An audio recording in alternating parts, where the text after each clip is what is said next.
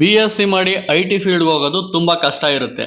BSc ಮಾಡಿ IT ಫೀಲ್ಡಲ್ಲಿ work ಮಾಡಿ ಈಗ ನಮ್ಮ ಕಾಂಟಿನೆಂಟ್ ಟೆಕ್ನಾಲಜಿಲಿ CTO ಆಗಿದ್ದಾರೆ. ಬನ್ನಿ ಇವರ ಫಸ್ಟ್ ಇಂಟರ್ವ್ಯೂ ಎಕ್ಸ್ಪೀರಿಯನ್ಸ್ ಹೇಗಿತ್ತು ಕೇಳೋಣ.